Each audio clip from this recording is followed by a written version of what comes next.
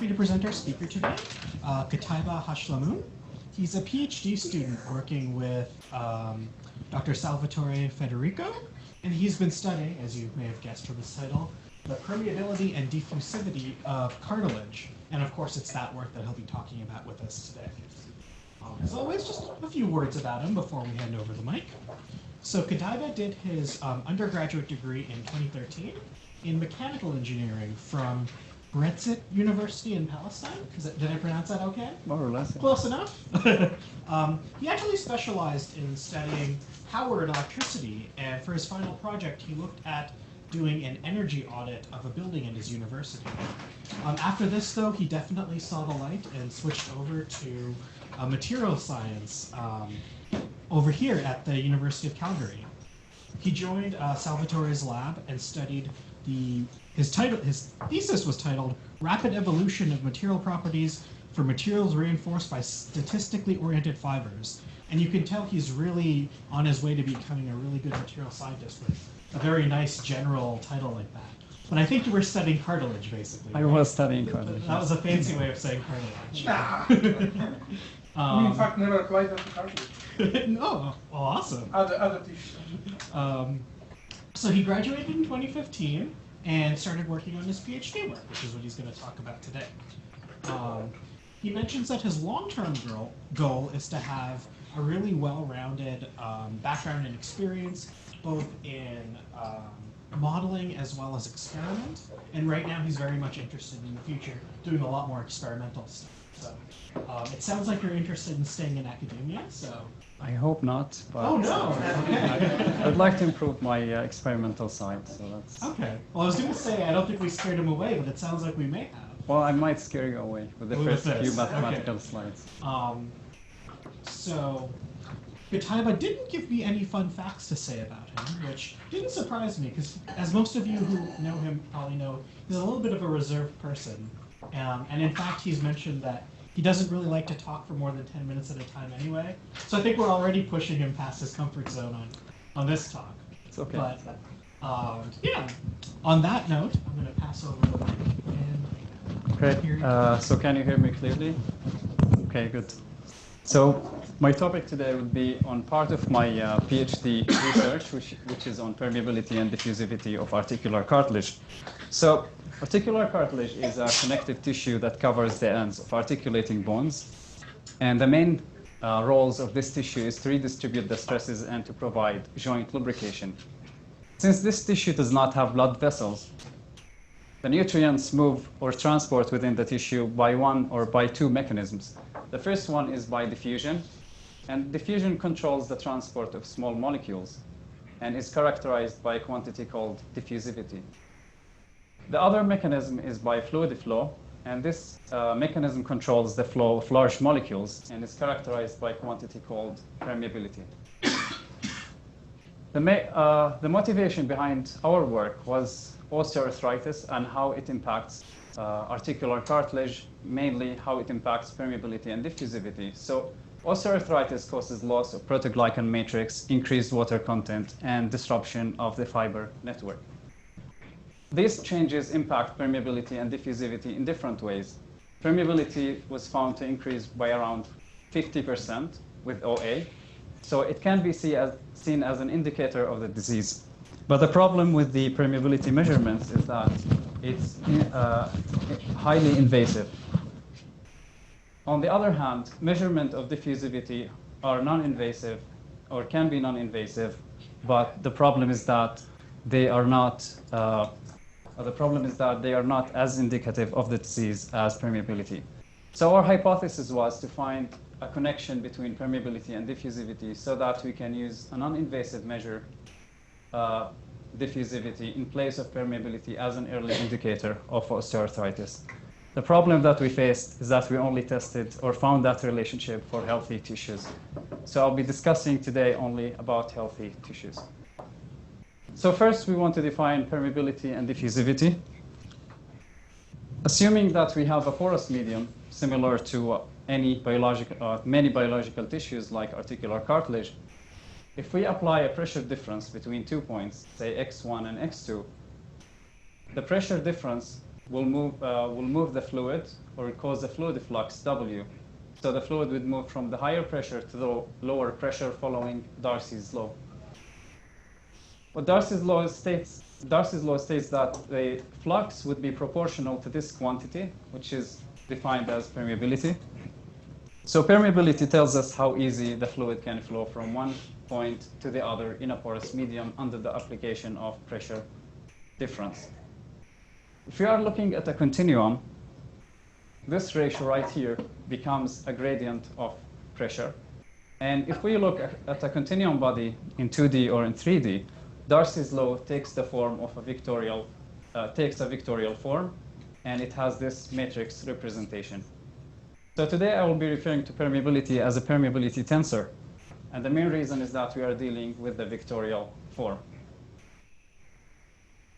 So if we are looking at diffusivity now, we apply a higher concentration of molecules on one end and a lower concentration on the other end. And because of the concentration difference, the molecules would move from the higher concentration to the lower concentration. This is described by Fick's law, which is very similar to Darcy's law. If you notice, you apply a gradient of a quantity, in this case, the mass or concentration difference, and that will drive the flux of the molecules from one end to the other. And that mass flux would be proportional to a quantity called diffusivity. And since we are dealing with a continuum body, we will use the vectorial form. So, as you may have noticed, the equations governing permeability and diffusivity are quite similar. So this is why we think that permeability and diffusivity are related. Their laws have the same mathematical structure. And the other factor is that they also share the same medium, which is articular cartilage in our case. So moving on to articular cartilage, some of the properties of this tissue is that it's anisotropic. Their properties are anisotropic, and they are also inhomogeneous. So first, let's define isotropy and then move to anisotropy. Isotropic behavior means that the property is the same in all directions. So permeability in this case, which was a tensor before, takes the form of a constant times the identity in the isotropic case. What this means, if you apply a pressure gradient from between 2 points, the fluid has to flow parallel to that gradient of pressure. So our case is an isotropic case, which, as you may have guessed, if you apply the pressure between 2 points, then the fluid will flow in a different direction. So the fluid would mainly be diverted by the presence of the fibers, which causes the anisotropic behavior. The other property, which is inhomogeneity or the location dependence of the properties, is mainly caused by the presence of different layers or different zones of articular cartilage. So cartilage consists of 3 different zones: superficial, middle, and deep zone. And the composition changes going from the superficial zone to the deep zone. For example, the protoglycan content would increase going from the superficial zone to the deep zone. And also the fiber radius would increase. So quantities like permeability and diffusivity would be depth dependent.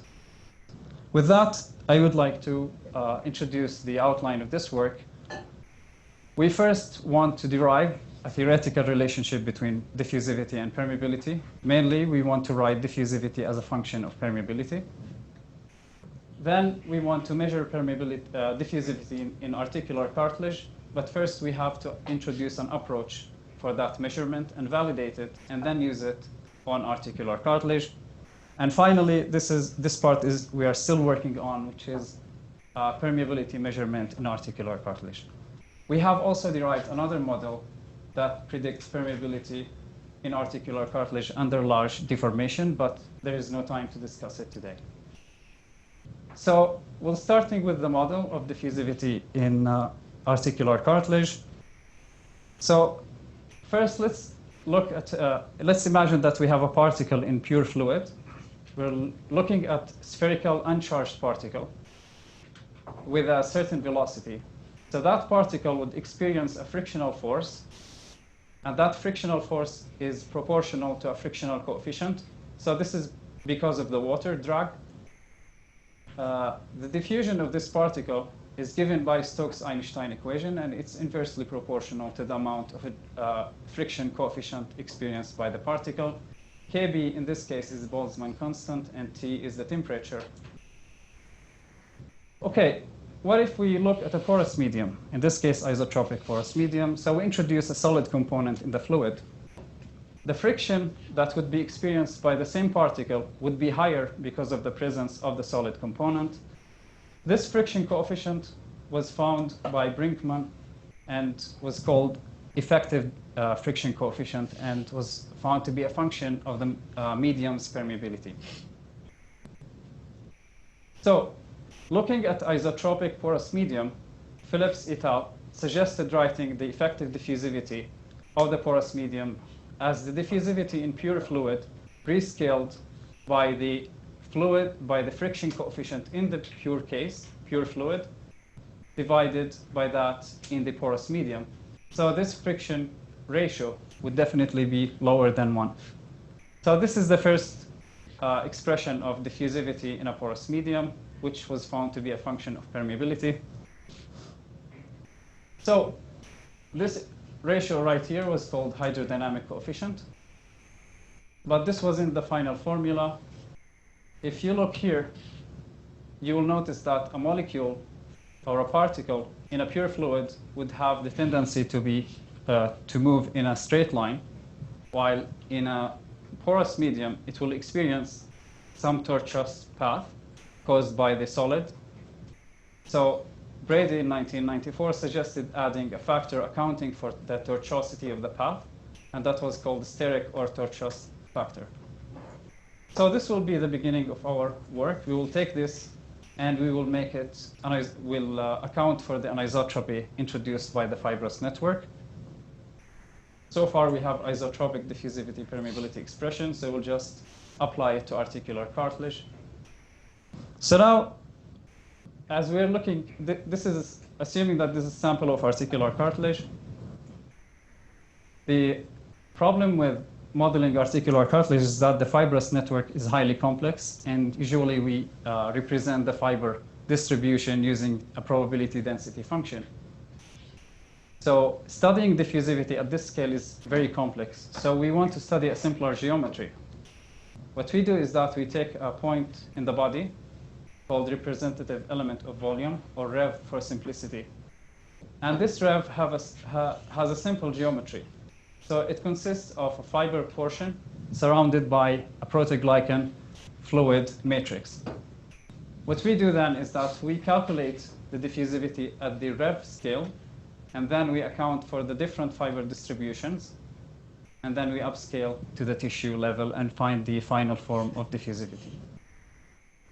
So now, starting at the fiber scale, at the REV scale, we want to mention two properties of this scale. The first one is that fiber volume fraction at the REV scale has to be equal to that of the tissue scale. What this means is that when we choose to draw our REV, the volume of this portion compared to the volume of the REV has to be equal to the volume, to the fiber volume fraction of the fiber at the tissue scale.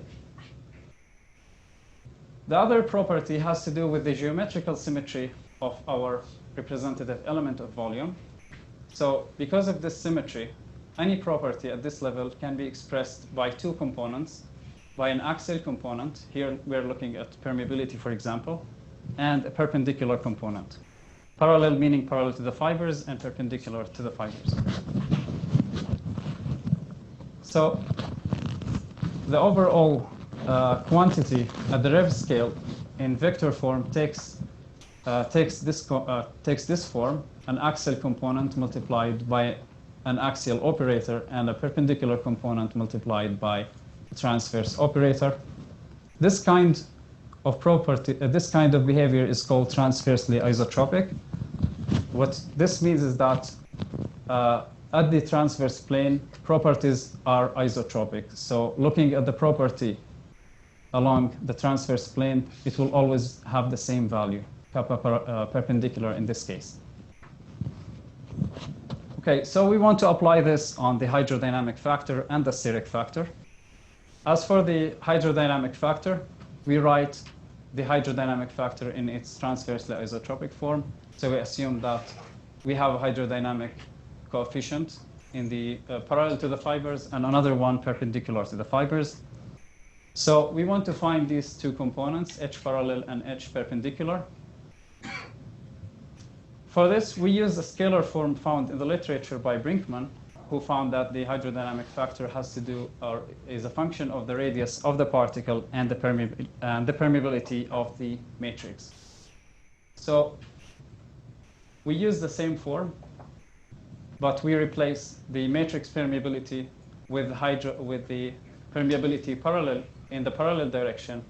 And the same thing we do with the perpendicular component. We replace the permeability of the matrix with the perpendicular permeability.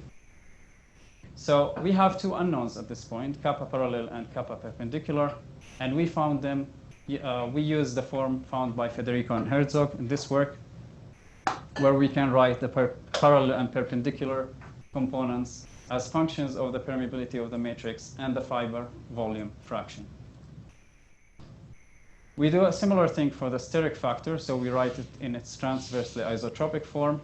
We use the scalar form to find the values of tau parallel and tau perpendicular. Here we will have an empirical factor, alpha, and we find this by comparing the isotropic part of our vector form to the scalar part in the literature, and we find that the empirical factor is 1/2.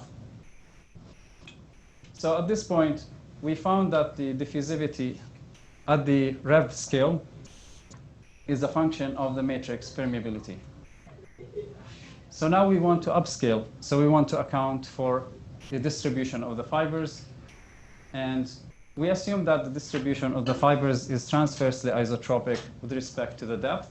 What this means is that it has isotropic distribution in a certain plane. So if you are looking at the surface of the tissue, we assume that the fibers are isotropically distributed in that plane.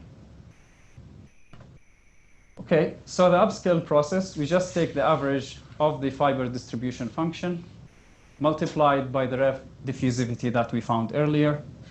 That will give us a diffusivity in the parallel direction at the tissue scale as a function of the permeability of the matrix multiplied by an axial operator and a perpendicular component in the as a function of the permeability of the matrix in the transverse multiplied by the transverse operator.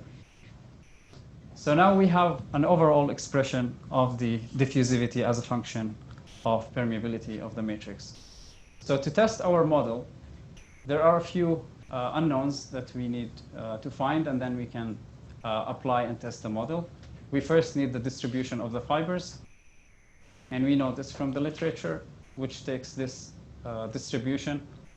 The fiber of the radius, which increases going from the surface to the superficial zone, the permeability of the matrix, which is found in this work, and for the radius of the molecules, we look at different sources.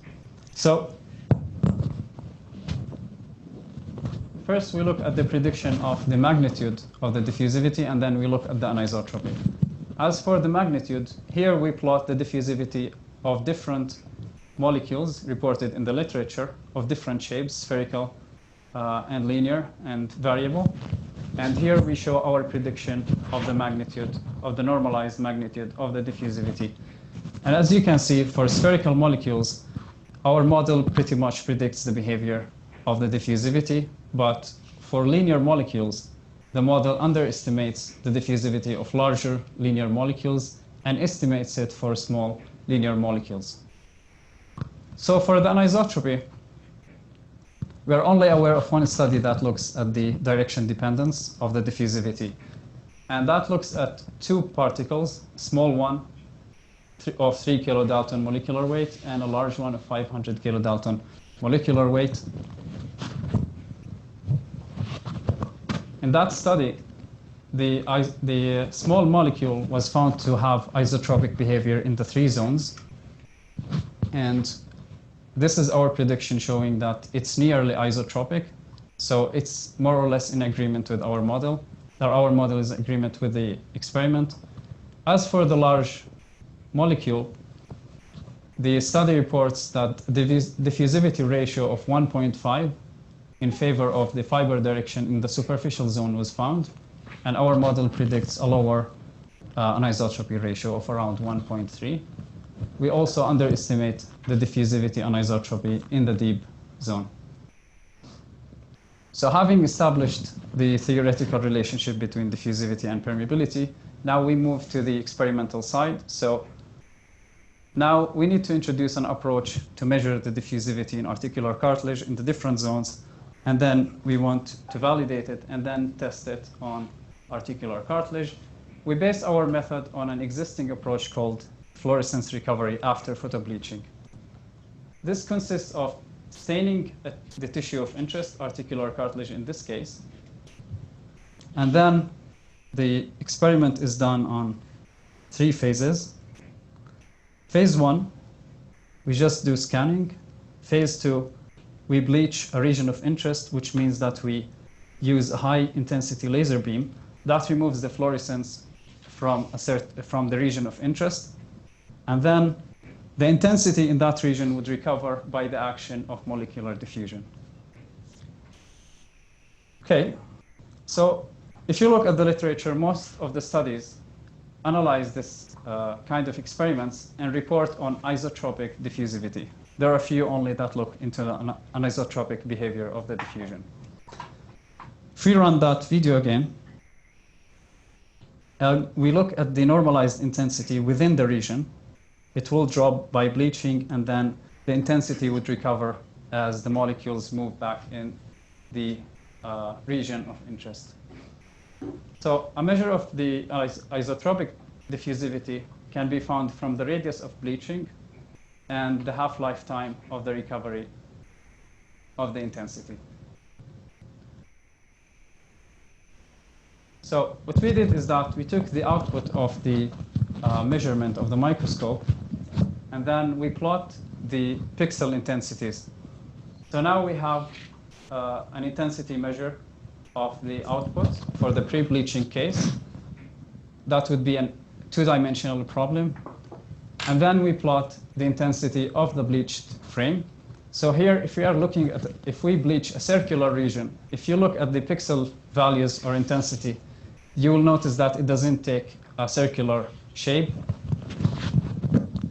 It doesn't take a circular shape, but it takes a Gaussian distribution. And then we look at the recovery, and if you notice here that the intensity of the pixels in the bleached region start to recover. So we make a few assumptions, and the main assumption is that the intensity or the pixel values are proportional to the concentration. So now we have measure of the concentration of the particles. The other assumption is that the recovery happens by molecular diffusion. So this means that this recovery follows the diffusion equation. This is a second-order differential equation, and it needs 2 boundary conditions and 1 initial condition. As for the boundary condition, any pixel far away from the bleached region is not affected, and also the gradient of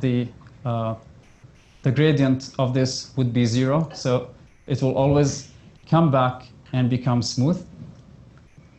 As for the initial condition, I mentioned earlier that this takes a Gaussian distribution, so we give the initial condition a Gaussian distribution. Here we have two unknown parameters, the depth of bleaching, K, and the radius of bleaching, R. So we solved this differential equation, knowing the initial and the boundary conditions, and then we found the measure of diffusivity. So what we do is that we plot our theoretical solution, and then we make a comparison between the theoretical concentration and the experimental concentration. From the initial condition, we find the geometrical parameters R and K. And by equating the theoretical solution of the post-bleaching images with the experimental one, we find a measure of the diffusivity. And this measure here would be in matrix form, so it gives us a measure of both magnitude and direction of the diffusion. To test or to validate our approach, we tested porcine medial collateral ligaments, and the reason is that ligaments have very well-organized fiber orientation. So we can tell that the diffusion of a particle, say placed here, would be faster in the direction parallel to the fibers as compared to the opposite direction. So we have collected these tissues, cut them into very thin sections, and then determined the fiber orientation and run FRAP experiments, 135 FRAP experiments, and then this is a sample of the fitting. So this is the diffusion parallel to the direction of the fibers, and this is the diffusion in the perpendicular direction. And by finding the anisotropic ratio, the ratio of the parallel direction diffusivity to that of the perpendicular one, we found that for this specific molecule, it was around 1.42, which was in agreement with the literature.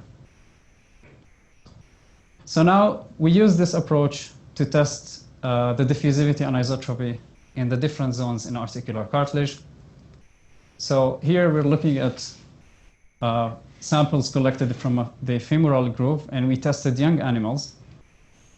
These are 6 millimeter plugs that we cut them in the depth direction. So we cut them in this direction, but we also cut them in a direction parallel to the split line direction. So if you look at a cartilage tissue, in the superficial zone of that tissue, the fibers tend to have a certain pattern called split line pattern, here shown for second harmonic generation. So the fibers aren't really randomly oriented or isotropically oriented, as I mentioned earlier in the first assumption, but they tend to have a certain orientation. Then after cutting the sections, we stain them with 2 stains, same as we mentioned earlier, 3 kilodalton and 500 kilodalton molecules, and then we run 45 experiments per zone, per stain. We use an inverted microscope, ZEISS, laser scanning microscope, with 40x objective, which resulted in 212 micrometer squared of field of view. The scanning usually is made at low scanning intensity so that you don't burn the stain or the tissue. And the bleaching is done at 100%, just a very short pulse. And then finally, the region of interest diameter was 42 micrometers, so we want to have a homogeneous region. We don't want to test a very large region or a very small region that is not representative of the tissue. So looking at the results, for the small molecule, the 3 kilodalton, the highest diffusivity was found in the superficial zone, followed by the middle, followed by the deep zone. And our results were in agreement with the literature, but done for adult animals. As for the case of the large molecules, we found that the diffusivity in the middle zone was higher than that in the superficial zone, which was not in agreement with the literature. As for the anisotropy ratio, we find that in our case, we obtained a higher anisotropy ratio for both molecules. So now we want to analyze or understand why we get higher anisotropy ratio in this superficial zone. So as I mentioned earlier, our first assumption was that fibers are randomly oriented in the surface, and they take this distribution form, which results in this diffusivity expression, while in reality, they tend to have a certain alignment in the superficial zone. So we have to update our probability density function to account for the direction of the alignment of the fibers. By doing this, this is our anisotropic ratio for the 3 kilodalton, and this is our experimental anisotropic ratio for the 500 kilodalton molecule. And by looking at the realistic versus the idealized models, we notice that the updated or the realistic model captures more or less the anisotropic ratio of the diffusivity. I will quickly go over permeability experiments. So at this point, we have found a theoretical model relating diffusivity to permeability. And we have tested the diffusivity of articular cartilage. And finally, we wanted to measure permeability, but this work is still ongoing. So some of the challenges of measuring permeability is that we have to do it through very thin slices. We have to pass the fluid from one end and pass it to the other end, and that section would be around 100 to 200 micrometer. The tissue would experience dehydration, and the experiments, and because of the low permeability of cartilage, the experiments would be very lengthy. So the permeability follows Darcy's law, so we need to apply pressure gradient and measure the flow. For that, we designed a very small gadget that can apply pressure from 0 to 10 kilopascals. And this works by pressurizing the air, which would pressurize the fluid, and then that would pass to the tissue. The tissue is placed in a compartment, and we used microfluidic devices. So they are multi-layer devices where the tissue would be sandwiched between them. So this is the cartilage piece with 100 to 200 micrometers sandwiched between different layers. And then the fluid has to pass through it and go to the other end. The only thing missing is measurement of the fluid flow. So what we did is that this is still ongoing, but this is done for no cartilage. So we connect this to a pump, a syringe pump, and then pass the fluid, stained fluid, within the cartilage. In the case of no cartilage, if we bleach a region, then we can monitor how fast or slow that bleached region would move, knowing the microscope or the window, dimensions of the microscope, and knowing the time that it takes the bleached region to go from one frame to the other, we find a measure of the fluid flow. Our final objective was to make the same diffusivity and permeability experiments within the same devices, but it has not been completed. So just to summarize and to mention some of the limitations, we introduced a theoretical diffusivity permeability model that outlines the relationship and also highlights the effect of fibers, mainly on anisotropy. It was derived for spherical uncharged molecules, so it doesn't quite predict the behavior of linear molecules. We then introduced a diffusivity analysis approach. So it was based on an analytical solution of a diffusion equation, but the only downside is that it always assumes that the bleached region results in a Gaussian distribution of the intensity. We have tested this on young articular cartilage. The magnitude was very close to the adult animals, but the diffusivity anisotropy ratio was higher. We tried to explain that using our model, but we think that a separate study on young and adult animals is needed. And finally, we mentioned a few challenges that we faced in our permeability measurements. In fact, I haven't mentioned quite what the challenges are, but they were mainly related to the leakage that we get in our cartilage chamber. And the lack of these measurements prevented complete validation of our theoretical/experimental model. With this, I would like to thank you for your patience and also for everyone who helped me in my experiments.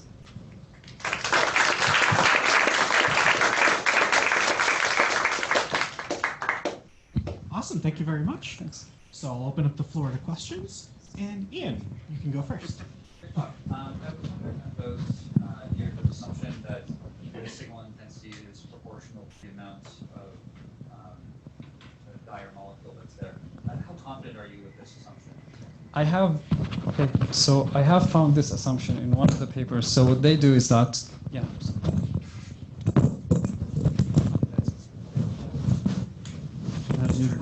Probably won't be turned on.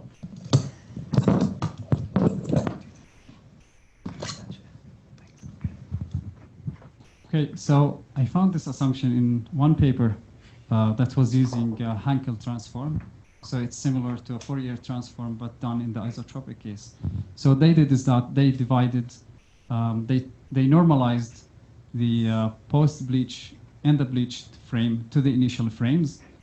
So when I look here and I say it's proportional, I'm always normalizing with respect to the previous bleached frames. But to be completely honest with you, I have struggled a little bit to comprehend why it has to be proportional. Okay. It just seems something that's fairly easy to test if you're not confident with it. You say grind up the tissue and then put different, like make a concentration gradient and then just plot that on your own. I'm sorry, do you mean why the concentration being proportional to the intensity? To the signal. To the signal. Yeah. Okay. I think that's the first assumption that you brought up in your earlier slides. Yes, but so if I'm staining the tissue, I assume that it will be in a steady state after a while. So the molecules will have to be distributed equally. So that would happen. Forget about my assumption. If you place a certain species of molecules in a certain, say, in a porous medium, they will have to be distributed equally. I have no doubt about that. It was more the assumption that you said that the signal intensity is proportional to the amount of the molecules that are there. Okay, yeah, that one is this is what I found from that paper. Okay. Yeah, just if you want to test it. Absolutely, yeah. Thanks. It's a very good observation, though. Not all papers make the same assumption, so. Yes. Kind of a naive question about what cartilage is for. What kind of molecules, like nutrients and things, are being transported? Where do they start from, and where are they going? Like, who's using that stuff? Do you mean in reality, like what kind of molecules? Using tissue. Like sucrose and Sucrose. And then where does it start from? Like, it starts from a nearby blood vessel or something? So since the tissue is avascular, it's from the synovial fluid that they will get the nutrients, and they would move mainly from the superficial zone down to the deep zone. In younger animals, the cartilage, so if we're looking at a cartilage of very young age, the transport would be from the bone to the deep zone, and then you'd also have that from the superficial zone to the middle zone to the deep zone. But as we get older, the cartilage bone interface becomes more difficult to pass the nutrients. So it mainly has, with adults, the nutrients mainly go from the synovial fluid to the tissue. And who wants the sucrose? Is it chondrocytes or, I gave the sucrose as an example. who wants the stuff? Who wants the stuff? It's usually the cells that need the nutrients. At least this is what we hypothesize. The cells consist of what? So the only word I know is chondrocyte. Well, the thing is, That's the thing. no, it's fair enough. But one of the motivations of our study is, okay, so as you have seen my background, so I wouldn't claim to know about all the details, but since I'm mentioning all these details about diffusion, then I should also explain or justify why we are doing this. So if we go to one of, if we go here, for example, and let's say we are looking at a drug that is penetrating the tissue. Linear molecules, there are certain studies of spherical molecules of radius that is larger than 5 nanometers that cannot penetrate the tissue. But if you look at a molecule with a linear shape, say 500 kilodalton, it can still penetrate the tissue. So that doesn't really make sense, if you wish. So the effective pore size of the cartilage is around 6 nanometer, but a 15, 16 nanometer particle can still penetrate it. So we wanted equivalent hydrodynamic radius, yes. So these are some of the, this is one of the observations that we wanted to make. The shape of the drug, for example, or the shape of the molecules, and that we cannot generalize that diffusivity is the same for all subjects or for all not for all molecules, but all subjects or all ages or all species.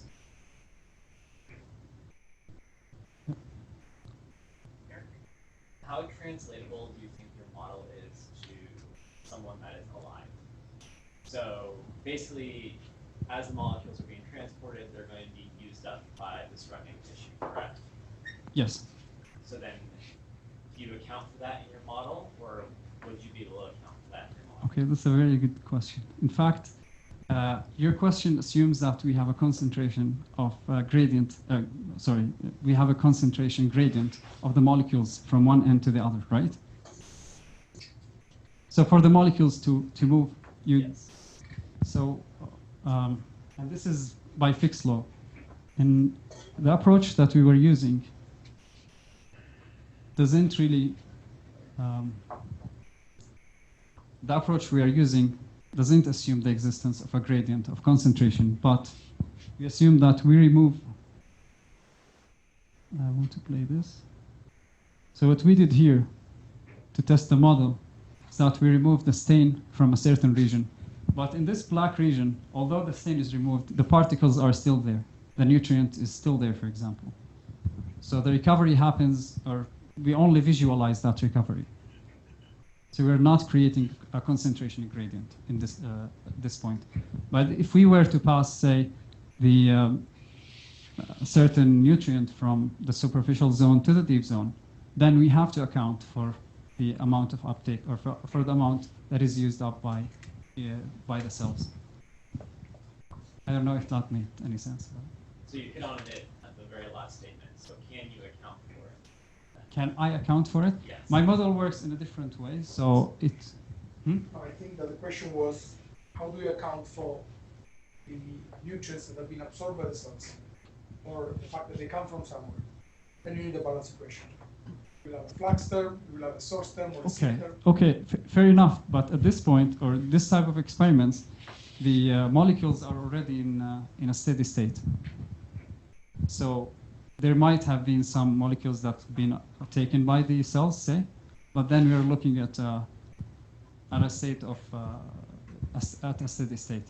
So it wouldn't be able to account for it if that's what you're asking for. It is a different thing because it is more of a constitutive equation.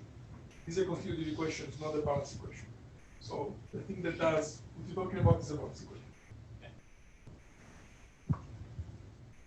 Ian? So in your sandwich apparatus, how confident are you that the fluid is moving through the cartilage and not at the cartilage glass interface and then going through perpendicular to the direction that you actually think it's going? I'm not very confident. Yeah. Okay. That's one of the troubles I had. Okay, and have you tried the two different orientations where the fiber direction would be parallel to the direction of flow and then perpendicular? I wasn't very close to that. I was testing hydrogels at some point. Oh, okay. So, in fact, this is the main issue with that apparatus, is that the fluid might, so if I go back to that,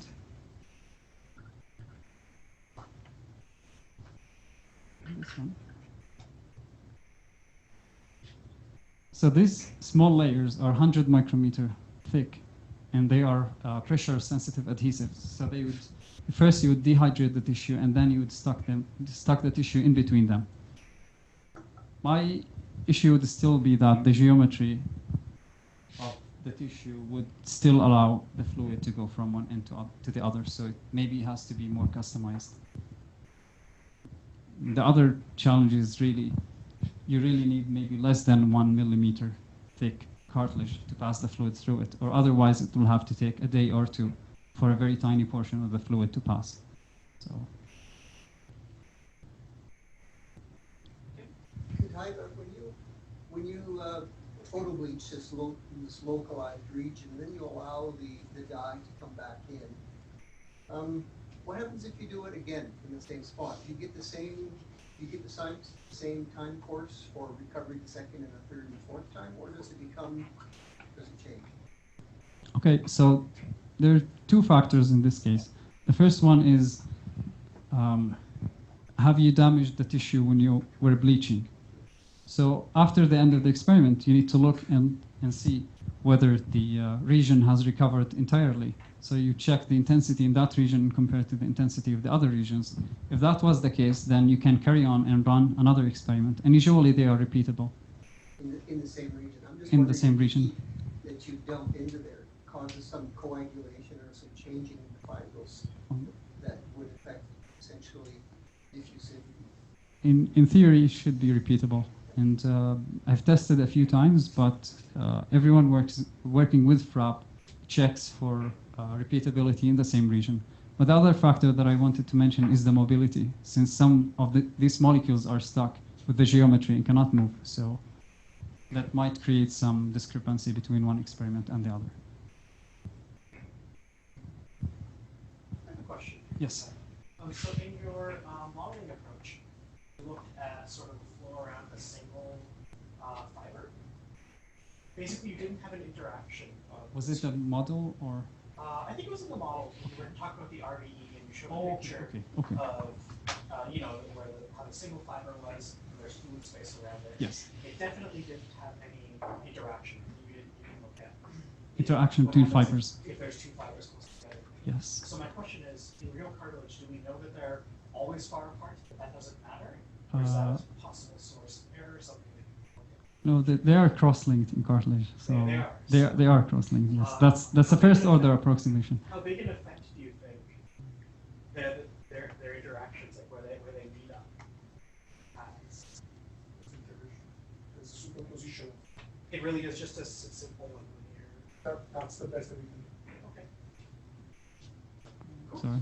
You answered my question. Art, what happens with cartilage degeneration? Does that affect the parameters and, you know? So, although we didn't study it, but the diffusion would increase, and the anisotropic fraction would decrease. So this is based on diffusion tensor MRI, so just other studies. So we're hoping to study this also with FRAP and see whether, because of the fiber network, it becomes less aligned and there will be disruption to it, so you would not have the same level of anisotropy. Leading up to that point where there's the increase in diffusivity, that would be from holes and pores in the cartilage. Could that be preceded by reduction in diffusivity where the chondrocytes aren't getting enough nutrients, which leads to tissue die-off and then the holes? I must say I don't know. Really. Yes. Great talk. I love it. Thanks. I have a question about the size of the bleach area that you apply onto the tissue. Does the result depend on the size of it? Okay, that's a good question. So I've seen some studies that there is one study that looks into the diffusion in different, where they use different regions of interest, different radii, and they confirm that based on the region that you choose, you will have different diffusivity. So In this, I was consistent with one measure, but I should mention that this is the radius I used, and based on it, I have that much of diffusivity or that diffusivity measure. And I try to be consistent with other studies so I can make a comparison with it. So right now you're choosing 40 micrometer, right? Yes. The diameter? The diameter, yes. Yeah. What if you make it smaller, say 2 micrometer? Okay, And so then you measure the differences between the territorial metrics versus the pericellular metrics. Do you expect to, do you plan to do that? I think it would be interesting. I would be interested, but I don't know if it can be technically, if it is technically possible. So if we look at this experiment, I'm slowing it down, and we bleach. If I'm choosing a 2 micrometer region, the recovery might happen even when I am scanning. So one of the problems that are related to FRAP analysis is that your measure assumes that there is no recovery when you are scanning the post-bleach or the bleached image. So between the bleaching, during the bleaching, let's say it takes a second or 2 seconds, these 2 seconds can be enough for the recovery to already happen. And if you're choosing a smaller diameter, the recovery would be, see, it depends on the ratio between the radius and the half-life time of the recovery. When choosing a very small radius, the recovery or the half-life time would be much faster, so that this proportion is this ratio is respected. But there are studies on pericellular matrix by Gilak group, if you're interested. Can I ask that? Sure. Later. Go ahead, follow up. So your theory is on the uncharged molecules, am I right? Yes. So have you thought about extending it to positively charged versus negatively charged?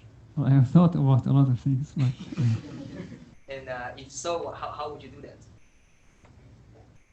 okay, so there are studies on charged molecules. So cartilage pretty much is negatively charged. So when you use positively charged molecules, they would tend to be faster. For small molecules, they're studied to be around 2 to 4 times, around that range. And for negatively charged molecules, they would be slower than the uncharged molecules. But I think if we want to do a study on charged and uncharged, we will also look at different radii and different shapes. So if I am to make another study, I would focus more on the shape and see if spherical versus linear, what difference it would make in terms of magnitude and direction of the diffusion. I don't know if that answers it, but. So when you use the smaller molecules, 3 kilodaltons, the diffusivity in the superficial zone was higher than in the middle zone and lower, but then when you use the larger 500 kilodalton, it was actually opposite. I would have expected the trend to be the same, but maybe just less so. Why do you think it was opposite? Okay, so in adult animals, it was actually faster in the superficial zone, the 500 kilodalton. In other particles, 40 kilodalton and 70 kilodalton, in other studies, in adult animals, they had the opposite trend. So they were faster in the middle and the deep zone, and they were slower in the superficial zone. And their justification for that is that the molecule of that size would be hindered more by the fibers. So that may have to do with the radius of the fiber in the superficial zone, which is the lowest in the superficial zone and increases as we move to the deep zone. So the kind of interaction of the particle with both the protoglycan and the fiber may have to do with that ratio. But I don't have a clear answer on this one.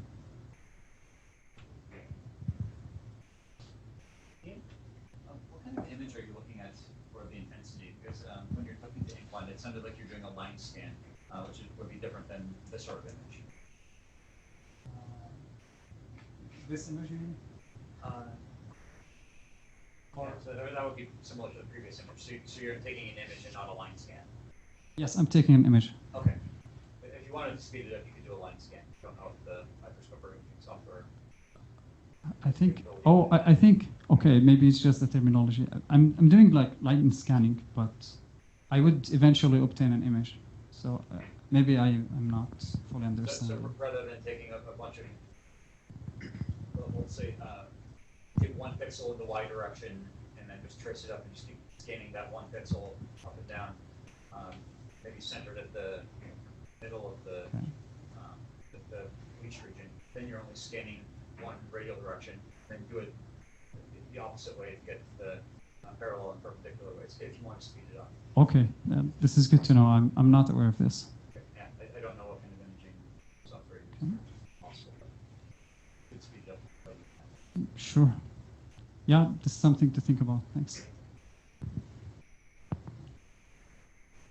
Yeah. I have a question about so Ian mentioned there are holes and voids, and I guess this is another naive question, but so the matrix, is it like a gel, and so will it not fill holes and voids, or they just stay there if the cell dies off? Well, the matrix consists of negatively charged molecules, and by nature, it attracts the water molecules. So the protoglycan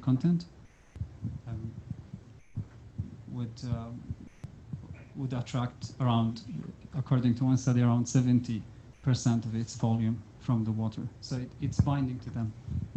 So what happens, say, when you lose or when there is disruption of the fiber network, this protoglycan would attract even more water, causing more increased water content. So it's a chemical bonding. Okay, so would that count as filling the void? In what sense? Sorry. Well, so you have a cell die off, and then you'll attract water content in there, and then it seems like there will be stuff to diffuse through, and there will be matrix there, right? Maybe I'm misunderstanding what matrix is. I'm sure you're not, but I guess my naive view is that isn't there a gel? You have fibers in the gel. it is more or less fiber in the gel. You have a hole. Doesn't that hole just get filled because you have the Okay. gel that's going to? Okay. Yeah, I see your point. You mean if a cell dies, then you have more volume. I'm not making a point. No. I understand. I'm just asking. Okay. Just because I don't know your background, I'm not. Maybe we'll ask Ian. I think it makes more of a crack that could penetrate down to a certain some depth, be it down to the bone or. But And that crack doesn't get filled. It would get filled with, say, synovial fluid or something, but it But would not remain. with the gel.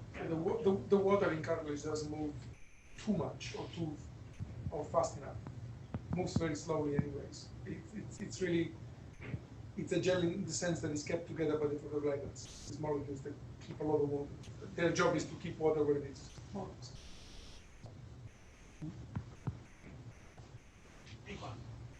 So Kotaybah, I have another kind of weird question.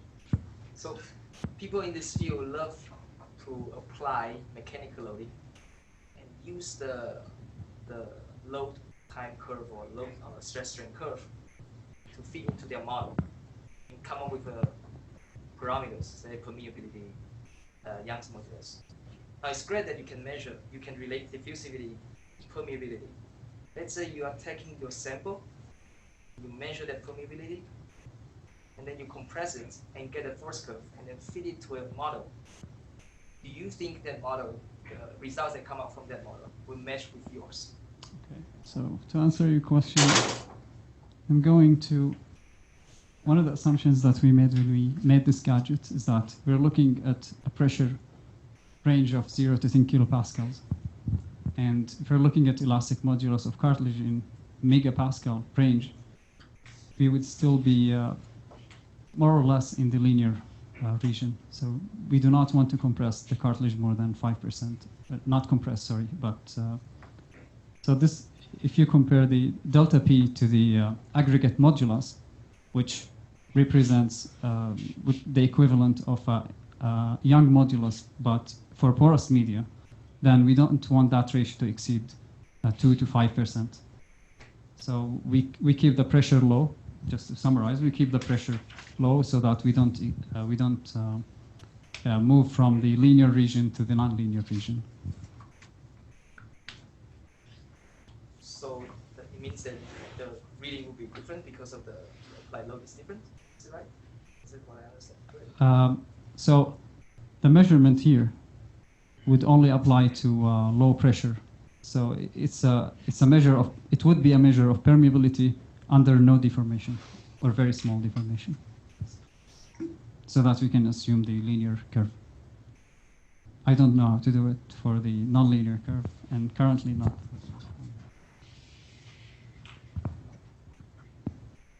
We have time for a few more questions.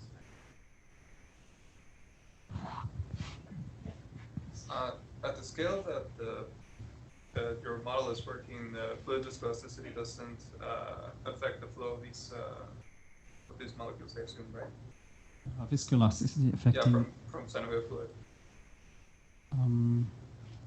Like it's pure water diffusion, and it's. Okay, so is it in the model or in the FRAP experiments? In the model. In the model. So the model.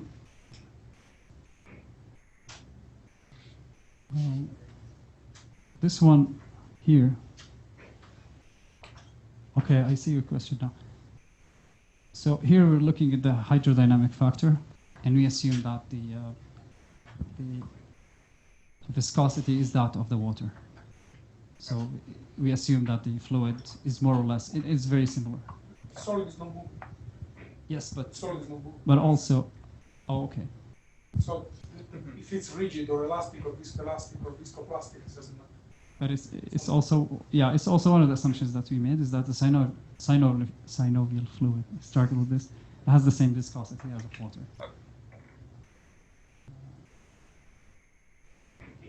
I'll open it up to any last questions? But no, it looks like we don't have any more. So Yeah. join me again in thanking our speaker. Thank you.